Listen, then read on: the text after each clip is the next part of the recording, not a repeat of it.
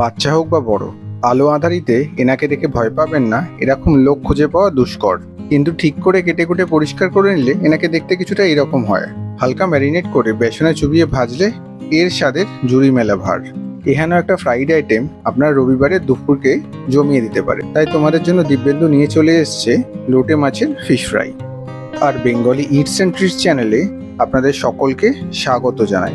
আর শুরু করছি আজকের রেসিপি লোটের ফিশ ফ্রাই। মাছ বাজারের সাথে খুব একটা জানা পরিচয় না থাকলে আপনাকে এই ফিলেটা বাড়িতেই বানিয়ে নিতে হবে। বাজার থেকে মোটামুটি গেলে আমরা এই ধরনের একটা লোটে মাছ আমরা কিনে আনতে পারি। সেটা একটা ধারালো কাঁচি দিয়ে মাথা, লেজ এবং বিভিন্ন ফিনস যেগুলো আছে সেগুলোকে কেটে বাদ দিয়ে তারপর আমাদের যেটা করতে হবে, এটার মাঝখান দিয়ে একটা কাটস লাগাতে হবে। এইভাবে বাদ বাকি পাখনাগুলো আমরা কেটে নিয়েছি। আর ছুরিটা যেন আপনার এক্ষেত্রে ধারালো হয়। লোটে মাছ বেশ নরম প্রজাতির হয়, তাই তার সেন্ট্রাল বোনটা বার করতে আমাদের খুব একটা অসুবিধে হওয়ার কথা নয়। কিন্তু ছুরিটার ধার না হলে আপনাদের একটু অসুবিধে হলেও হতে পারে।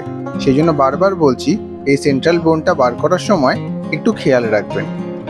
দেখো, আবার মাছের কাঁটা বার করতে গিয়ে নিজের হাতটা কেটে ফেলো না। সেই জন্য এই ধরনের একটা কাঁচির সাহায্য নিয়ে এই সেন্ট্রাল বোনটাকে আমি কেটে বাদ দিয়ে ফেলবো। এরপর আর কি, এরকমভাবে সবকটা ফিলে আমরা বাড়িতেই বানিয়ে নেব।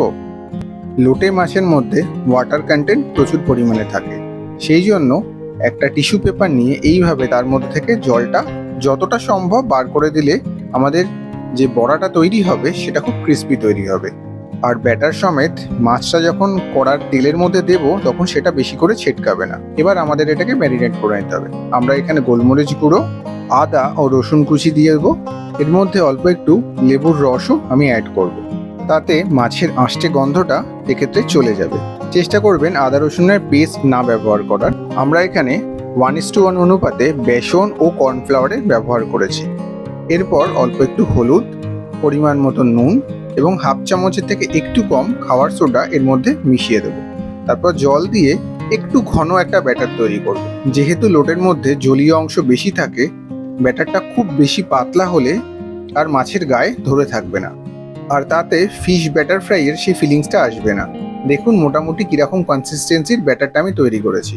5 মিনিটের জন্য এটাকে ঢাকা দিয়ে রাখবো। এই অবস্থায় আমরা মাছের মধ্যে নুন অ্যাড করব। আমরা কিন্তু আগে মাছের মধ্যে নুন অ্যাড করিনি, তাহলে জলের পরিমাণটা আরো বেশি পরিমাণে বেরোবে এবং ব্যাটারটাকে আরো বেশি তরল করে দেবে।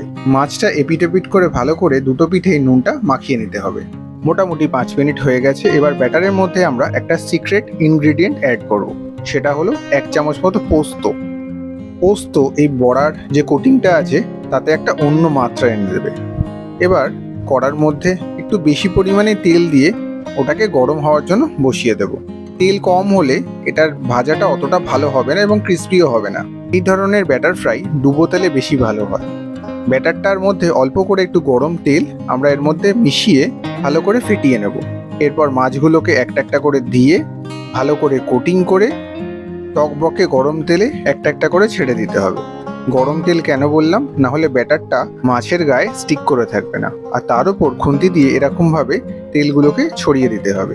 কিছুক্ষণ পরে এটাকে হালকা হাতে উল্টে দিতে হবে। আর দুপিঠ মোটামুটি ভাজা হয়ে গেলে আমরা এটাকে সাইড করে তুলে রেখে দেবো।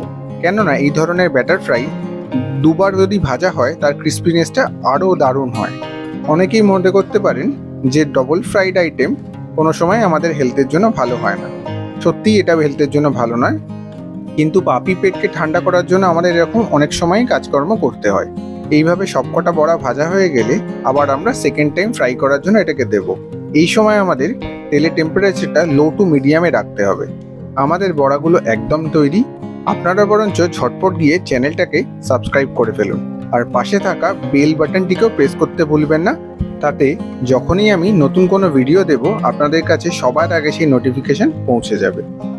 চলুন তাহলে আমাদের প্লেটিংটা করে ফেলি। এরকম সাদা প্লেটে সস বা কাসন্দির সাথে এই ধরনের একটা বড়া পেলে আপনার সানডে তো জমতে বাধ্য। আর সোশ্যাল মিডিয়া থেকে যদি এই ভিডিওটা দেখতে থাকেন তাহলে আপনাদের বন্ধু বান্ধবের মধ্যে শেয়ার করতে ভুলবেন না। Thank you, thanks for watching this video.